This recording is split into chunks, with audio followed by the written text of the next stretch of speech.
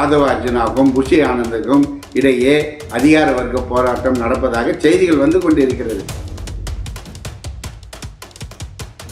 தாவேகாவுடைய பெண் நிர்வாகிக்கு ஏற்பட்ட அவலத்தை இதுவரை கண்டுகொள்ளாமல் இருப்பது தமிழக பெண்களுக்கு இது மிகப்பெரிய ஒரு அவமானம். அது மட்டுமில்லாமல் அந்த நிர்வாகிகள் மீது இதுவரை எந்த விதமான நடவடிக்கை எடுக்காமல் இருப்பது, கேப்டனுடைய பாதையில் வரக்கூடிய எங்களுடைய கழக பொதுச் செயலாளர் மரியாதைக்குரிய அந்நியார் அவர்களும் மக்கள் நலனுக்காக மக்களுக்காக குரல் கொடுப்பதில் முதல் ஆளாக தேமுதிக இன்று வரை மக்களுக்காக போராடி கொண்டிருக்கிறது. மகளிருக்காக என்ன ஒரு சிறப்பு திட்டத்தை அவங்க செயல்படுத்தியிருக்காங்க? எதுவுமே கிடையாது. சிங்கப்பெண் திட்டம்னு சொல்லிட்டு ஒன்று அறிவித்தாங்க. அது கண்டிப்பாக தமிழ்நாட்டில் தேவையில்லாத ஒரு திட்டமாக தான் நாங்கள் பார்க்கிறோம். ஒவ்வொரு ஸ்டேஷன்லேயும் தேவையான காவலர்களை பணியில் அமர்த்தினாலே அஃபென்ஸை நம்ம குறைக்கலாம். உலக தமிழ் சொந்தங்களுக்கு வணக்கம். அரசியல் மாற்றமே இளைஞர்களின் எதிர்காலம் என்கிற கொள்கையின் அடிப்படையில் பயணிக்கும் டிகோட் பாலிடிக்ஸ் சேனல் வளர்ச்சிக்கு நீங்கள் உதவணும்னு நினைச்சீங்கன்னா இந்த QR கோடை பயன்படுத்தி உதவலாம். நன்றி, வணக்கம். டிகோட் பாலிடிக்ஸ் நேயர்களுக்கு வணக்கம். இன்று நம்முடன் இணைகிறார் தேமுதிகவின் மாவட்ட செயலாளர் திரு ராஜேந்திரன் அவர்கள். வணக்கம். வணக்கம். தமிழக மீனவர்கள் சிறைப்பிடிச்சு போயிருக்காங்க இலங்கை இராணுவத்தால். இது குறித்து பிரேமலதா விஜயகாந்த் அவர்கள் ஒரு அறிக்கையை வெளியிட்டிருக்காங்க. நீங்கள் ஆட்சிக்கு வரதுக்கு முன்னாடி ஒரு சில விஷயங்கள் சொல்லியிருந்தீங்க, நிரந்தர தீர்வு காண்பேன்னு சொன்னீங்க, லெட்டர்லாம் எழுத மாட்டேன்னு சொல்லியிருந்தீங்களே, இப்போது இது ஸ்டெப் எடுக்காமல் இருக்கீங்களே, லெட்டர் போதுமானதா அப்படின்னு கேட்டிருக்காங்க. இவர் கொடுத்த ஒரு சில மணி நேரங்களே எதிர்கட்சி தலைவர் உதயநிதி அவர்களும் கண்டனத்தை பதிவு பண்ணியிருக்காரு. லெட்டர்லாம் எழுத மாட்டேன், மானே பொன்மானையெல்லாம் எழுத மாட்டேன், வேறு மாதிரி அணுகுவேன்னு சொன்னீங்களே, இப்படியே அணுகிறீங்களேன்னு சொல்லிட்டு கேட்டிருக்காரு. முதல் குரலே தேமுதிகலேருந்து தான் போயிருக்கு. அதாவது எந்த பிரச்சனையாக இருந்தாலும் நான் மத்திய அரசுக்கு கடிதம் எழுதுறது தான் இந்த திமுகவுடைய அரசு வேலைன்னு சொல்லிட்டு அவர் குற்றம் சாட்டி அவர்கள் மீது இது போன்ற பழியை சுமத்தி தான் தேர்தலில் அவர் வெற்றி பெற்றார். ஆனால் இன்றைக்கி நிலைமை என்னன்னா, மீனவர்களை மீண்டும் இலங்கை அரசு சிறைப்பிடித்து கொண்டு தான் தொடர்ந்து காலங்காலமாக இது நடந்து கொண்டு இருக்கிறது. ஆனால் மத்திய அரசுக்கு கடிதம் எழுதுவது தான் இவர்களுடைய வேலை என்று கூறினார் இன்றைய முதலமைச்சர். ஆனால் இவரும் அதே வேலையை தான் இப்போது செய்து கொண்டிருக்கிறார். ஆக்கப்பூர்வமான எந்த விதமான மீனவர்களுக்காக இவர் எந்த விதமான நடவடிக்கையும் எடுக்கவில்லை என்பது தான் இந்த அரசு தொடர்ந்து போன அரசு என்ன செய்ததோ அதே தான் இந்த முறையும் இந்த அரசு செய்து கொண்டிருக்கிறது தான் நாங்கள் பார்க்கிறோம். இதற்காக எந்த விதமான தனி நடவடிக்கையும் எடுத்த மாதிரி எங்களுக்கு தெரியல. மீனவர்களுக்காக குரல் கொடுப்பேன் என்று கூறிய தேர்தல் வாக்குறுதியில் கூறிய முதலமைச்சர் அவர்கள் என்ன நடவடிக்கை எடுத்தார்? அங்கே இருக்கிற மீனவர்கள் மீட்பதற்கு இதுவரை மத்திய அரசிடம் நேரடியாக சென்று பார்த்து பேசினாரா? கிடையாது. அவர் தான் மீடியாலே பேச மாட்டேன்றாரு. அவர் எங்கேருந்து மத்திய அரசுகிட்ட போய் நேரடியாக போய் மத்திய அமைச்சர்கிட்ட போய் பார்த்து பேசணும், இலங்கை தமிழர்கள் வெளியுறவுத்துறை அமைச்சரை போய் பார்த்து பேசணும்.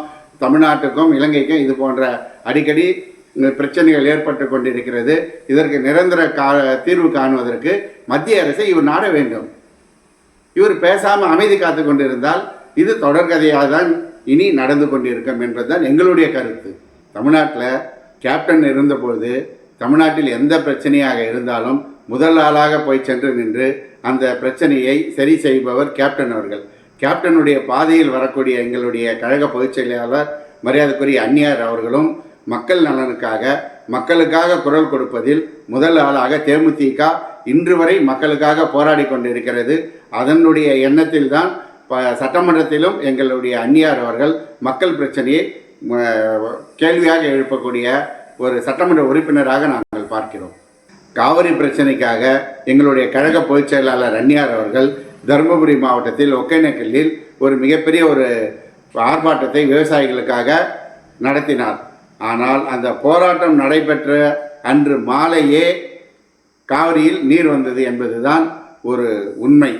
இது தேமுதிகவுக்கும் எங்களுடைய சட்டமன்ற உறுப்பினர் கழக பொதுச் செயலாளர் அந்நியார் அவர்களுக்கும் விவசாயிகளுக்கும் கிடைத்த ஒரு மாபெரும் வெற்றியாக நாங்கள் பார்க்கிறோம். தாவைக்காலில் பெண்களுக்கு போஸ்டிங் வேணும்னா பணம் கொடு, இல்லைன்னா படுக்கைக்கு வா அப்படின்னு சொல்கிறதா அங்கே இருக்கிற ஒரு பெண் நிர்வாகி குற்றம் சாட்டியிருக்காங்க. இதை நான் அமைச்சர் ஸ்ரீநாத் வரைக்கும் நான் கொண்டு போயிட்டேன், மீன்வளத்துறை அமைச்சராக இருக்கக்கூடிய ஸ்ரீநாத் வரைக்கும் நான் கொண்டு போயிட்டேன், ஆனால் நான் நடவடிக்கை எடுக்க மாட்டேன் அப்படின்னு சொல்கிறாங்களாம்.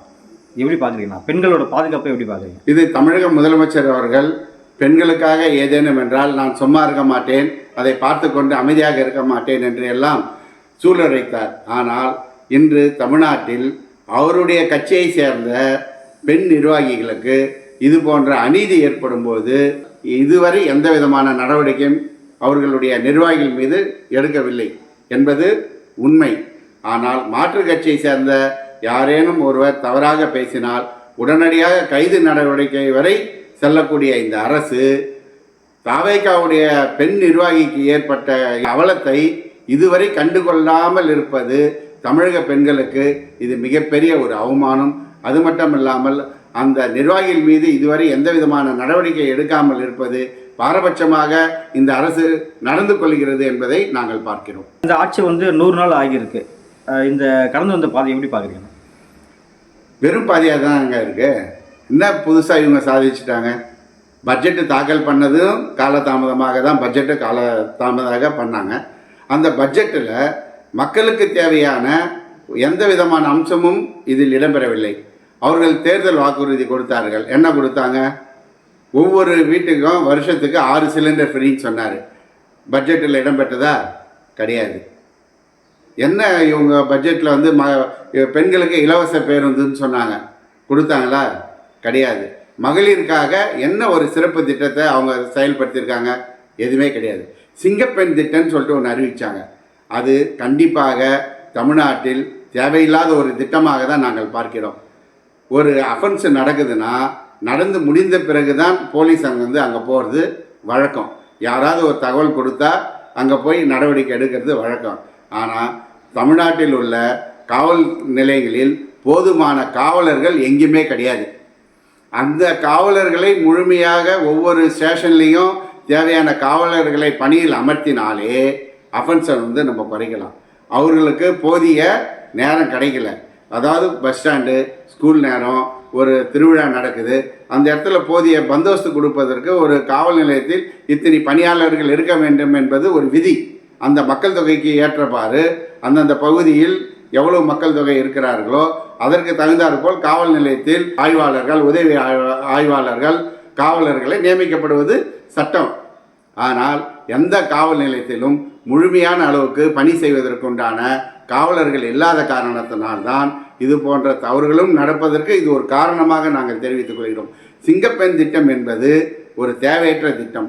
அதைவிட காவலருடைய எண்ணிக்கையை உயர்த்தி காவல் நிலையத்தில் அவர்களை பணியில் அமர்த்தினால் கூடுதல் பாதுகாப்பு போடுவதற்கும் ஆய்வாளர்கள், உதவி ஆய்வாளர்கள் அவர்களுடைய பணிகளை பிரித்து செய்வதற்கு ஏதுவாக இருக்கும் என்பதுதான் எங்களுடைய கருத்து. சமீபத்தில் பார்த்தீங்கன்னா குளோபல் இன்வெஸ்டர் மீட்டிங் நடந்தது. இதில் 1 லட்சம் கோடிக்கு முதலீடுகள் ஈர்க்கப்பட்டதாக சொல்கிறாங்க. இது எப்படி பார்க்குறீங்க? இந்த தமிழக அரசு பல்வேறு தொழில் நிறுவனங்களுடன் ஒப்பந்தம் செய்து கொண்டிருக்கிறது. ஆனால் அது வரவேற்கத்தக்க விஷயம். இது எந்த அளவுக்கு நடைமுறையில் உள்ளது என்பதை மாண்புமிகு முதலமைச்சர் அவர்கள் அடுத்த ஆண்டு அவருடைய நிதிநிலை அறிக்கை சமர்ப்பிக்கும் போது தமிழ்நாட்டில் இத்தனை கோடி முதலீடுகள் தமிழ்நாட்டில் வந்துள்ளது, இத்தனை லட்சம் இளைஞர்களுக்கு வேலைவாய்ப்பு வழங்கப்பட்டுள்ளது என்பதை இந்த சட்டமன்றத்தில் வெள்ளை அறிக்கையாக தாக்கல் செய்ய வேண்டும். அப்பொழுதுதான் மக்களுக்கு தெரியும்.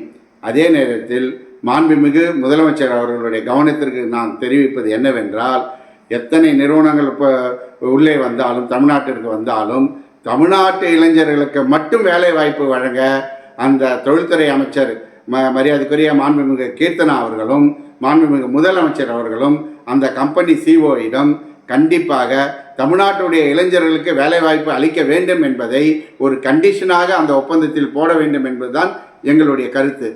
இன்றைக்கி சிப்காட்டில் எல்லா இடத்துலையும் போய் பார்த்தீங்கன்னா அண்டை மாநிலத்தில் பணிபுரியக்கூடிய தொழிலாளர்கள் அதிக அளவில் வேலை செய்கிறார்கள். ஏன் தமிழ்நாட்டில் இளைஞர்களே இல்லையா? தமிழ்நாட்டில் எவ்வளோ பேர் 10வது படித்தவங்க, 12வது படித்தவங்க, டிகிரி முடித்தவங்களாம் பணியில் அமர்த்த இல்லாமல் இருக்கிறாங்களே, அவங்களுக்கெல்லாம் வேலை வாய்ப்பு கொடுங்க. அதே நேரத்தில் ஒப்பந்த அடிப்படையில் வேலைக்கு ஆள் எடுப்பதை இந்த அரசு தடுத்து நிறுத்த வேண்டும். ஏனென்றால் ஒரு இளைஞன் ஒரு நிறுவனத்தில் பணியாற்றும் போது அவன் 20 ஆண்டுகள் அல்லது 30 ஆண்டுகள் பணியாற்றி வெளியே வரும்போது அவனுடைய குடும்பத்துக்கு தேவையான பிஎஃப் மற்றும் இதர சலுகைகள் அவனுக்கு கிடைக்கப்பெறும். ஆனால் ஒப்பந்த பணியில் வேலை செய்யும்போது ஒரு கான்ட்ராக்ட் பேஸில் இருக்கும்போது அந்த ஊதிய தொகையான 20,000மோ 25,000மோ 30,000மோ அதை மட்டும் பெற்றுக்கொண்டு அவன் வீட்டுக்கு செல்லும்போது அவனிடம் ஒரு பைசா கூட இல்லாமல் செல்கிறான். இதை இந்த அரசு கவனத்தில் கொண்டு கரெக்டாக ஒப்பந்தம் செய்யும்போது தமிழ்நாட்டு இளைஞர்களுக்கு வேலைவாய்ப்பு அளிக்க வேண்டும். அதே நேரத்தில் ஒப்பந்த அடிப்படையில் வேலையில் அமர்த்துவதை குறைக்க வேண்டும் என்பதுதான் தேசிய முற்போக்கு திராவிட கழகத்தினுடைய கருத்து. சட்டமன்றத்தில் தொகுதி மறுவரை குறித்து தீர்மானம் நிறைவேற்றப்பட்டது. அதில் திமுக கூட்டணி கட்சிகள்லாம் ஆதரவு தெரிவித்தாங்க. அதிமுக, பாமக, பாஜக இந்த கூட்டணிகள்லாம் புறக்கணித்தாங்க, அதாவது எதிர்ப்பு தெரிவித்தாங்க. இதை எப்படி பார்க்குறீங்க? கண்டிப்பாக தொகுதி வரையறை செய்ய வேண்டியது காலத்தின் கட்டாயம். அதில் தமிழ்நாட்டுக்கு எந்த விதமான பிரதிபலனும் பார்க்காமல் மத்திய அரசு கரெக்டாக இந்த வரையறை செய்து தமிழ்நாட்டுடைய மக்கள் தொகைக்கு ஏற்றவாறு பாராளுமன்ற உறுப்பினர்களின் எண்ணிக்கையை உயர்த்த வேண்டும். நம்பர் 1 அதை கரெக்டாக நம்ம செய்யணும். சாதாரணமாக ஒரு குடும்பத்தில் நம்ம ஒரு 3 பையன் இருந்தால் ஒரே வீட்டில் படிக்கிற வரையும் நம்ம அந்த வீட்டில் நம்ம இருக்கலாம். இதே அவனுக்கு திருமணம் ஆயிடுச்சுன்னா 3 பேருக்கும் திருமணமானால் அந்த வீட்டில் நம்ம இருக்க முடியுமா? முடியாது. அவருக்கு என்று தனியாக வாடகைக்கு செல்ல வேண்டும், அல்லது அவருக்கு என்று ஒரு வீடு வாங்க வேண்டும். அதே போல்தான் இன்றைய நிலைமையில் மக்கள் தொகை அதிகரித்து கொண்டிருக்கும் போது பாராளுமன்ற உறுப்பினருடைய எண்ணிக்கையும் உயர்த்த வேண்டும். ஏனென்றால் தொகுதியில் உள்ள அனைத்து பிரச்சனைகளையும் 6 தொகுதி இப்பொழுது பார்க்கிறார்கள். கிட்டத்தட்ட 13 லட்சம், 12 லட்சம், 10 லட்சம் மேல் 15 லட்சத்துக்குள் ஒரு பாராளுமன்ற உறுப்பினருக்கு மக்கள் தொகை உள்ளது. அதை 2ஆக பிரித்தால் அந்த மக்களுக்கு தேவையான பணிகளை அந்த பாராளுமன்ற உறுப்பினர் சரியாக செய்ய முடியும். அவருடைய பாராளுமன்றத்திலிருந்து வரக்கூடிய நிதியை அந்த தொகுதி மக்களுக்கு கரெக்டாக பயன்படுத்த முடியும். தொகுதி அவர்களுக்கு வர வேண்டிய ஃபண்டு 2 மடங்காக வரும். ஒரு எம்பிக்கு வர வேண்டிய ஃபண்டு 2 எம்பியாக அந்த தொகுதியில் இருக்கும்போது 2 பேருக்கும் கூடுதலாக அந்த தொகை கிடைக்கும். அப்போ மக்களுடைய திட்டங்களை பரவலாக நம்ம செய்ய முடியும். இதற்கு மறுசீரமை கண்டிப்பாக வேண்டும்.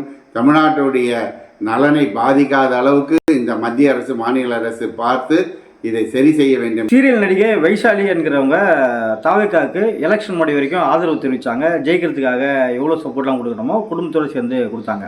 இப்போது ஒரு வீடியோ வெளியிட்டு சப்போர்ட் பண்ணது தப்பு தான் அப்படின்னு தெரிவிச்சாங்க. காரணம், மாதம் மின்சார தொகையெல்லாம் இங்கே ஏறிக்கிட்டே இருக்குது. ஸோ எங்களாலே கட்ட முடியல, பாமர மக்கள் எப்படி கட்டுவாங்க, அதனால் நான் சப்போர்ட் பண்ணதுக்கு மன்னிப்பு கேட்குறேன் அப்படின்னு சொல்லிட்டு ஒரு வீடியோ வெளியிட்டிருக்காங்க. அது உண்மைதான். தமிழ்நாட்டில் தாவேக்காக ஓட்டு போட்ட அத்தனை மக்களும் இப்பொழுது வருத்தப்பட்டு கொண்டு தான் இருக்கிறார்கள். நாம் ஏன் இந்த புதிய அரசுக்கு வாக்களித்தோம்? அனுபவம் கிடையாது அவர்களுக்கு. இந்த மின்சாரத்துறை பற்றியும் அதிகமாக தெரியாது. அதிகாரிகளும் மெத்தன போக்காக தான் செயல்படுகிறார்கள். இந்த தாவேக்க அரசு செயல்படுத்த குறைந்தது அவர்களுக்கு அனுபவமுள்ள ஆட்கள் கண்டிப்பாக தேவை. இப்பொழுது அவர்களிடம் எந்த விதமான அனுபவமிக்க ஆட்கள் யாரும் அங்கு கிடையாது. அவங்க தாவேக்காக்குள்ள அதிகார போட்டி வருவதாக பல செய்திகள் வந்து கொண்டு இருக்கிறது. அதில் ஆதவ அர்ஜுனாவுக்கும் புஷி ஆனந்துக்கும் இடையே அதிகார வர்க்க போராட்டம் நடப்பதாக செய்திகள் வந்து கொண்டு இருக்கிறது. ஆனால் அது எந்த அளவுக்கு உண்மை என்பது காலத்தின் கட்டாயம். காலம் போக போக கண்டிப்பாக தெரியும். இல்லை, முதல்வருக்கு யார் பக்கத்தில் உட்காருன்ற ஒரு அதிகார போட்டியா, இல்லை கட்சியிலே அதிகாரம் எனக்கு தான் அப்படின்ற மாதிரியா? கட்சியில் யார் முதன்மை, ஆட்சியில் யார் முதன்மை, இப்படி பல்வேறு விதமான கருத்து வேறுபாடுகள் 2 கோஷ்டிகளாக பரவலாக பேசப்படுகிறது. தாவேக்காவில் இப்பொழுதே 2 கோஷ்டியாக உள்ளது என்று பரவலாக அவர்களுடைய நிர்வாகிகள் பரவலாக பேசுவதாக சில செய்திகள் வந்து கொண்டிருக்கிறது. அதிமுகலேருந்து பிரிஞ்சு தாவேக்காவுக்கு போனவங்களுக்கு பதவியெல்லாம் கொடுத்துருக்காங்க. அதுவும் குறிப்பாக மதுராந்தக முன்னாள் சட்டமன்ற உறுப்பினர் மரகதம் குமரவேலுக்கு கழக துணை பொதுச் செயலாளர் பதவி கொடுக்கப்பட்டதுக்கு நன்றி. ஏன்னா அவங்க ஒரு சட்டமன்ற உறுப்பினர் பதவியே ராஜினாமா பண்ணிவிட்டு அந்த தாவேக்காவை நம்பி போனாங்க.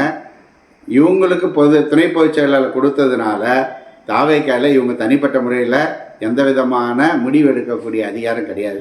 கட்சி தலைவர் என்ன முடிவு எடுப்பாரோ அதுதான் முடிவு. இதையெல்லாம் ஒரு கண் துடைப்புக்காக நம்மளை நம்பி வந்ததற்காக அவர்களுக்கு ஒரு கண் துடைப்புக்காக இந்த பதவி வழங்கப்பட்டதாக நாங்கள் பார்க்கிறோம். ஆனால் இவங்களோட சீனியர் அதிமுகவில் விஜயபாஸ்கர்லாம் செல்வாக்கு உள்ளவங்களாக தான் அதிமுகவில் இருந்தாங்க. அவங்களுக்கெல்லாம் எதிர்பார்த்த பதவி கிடைக்கல.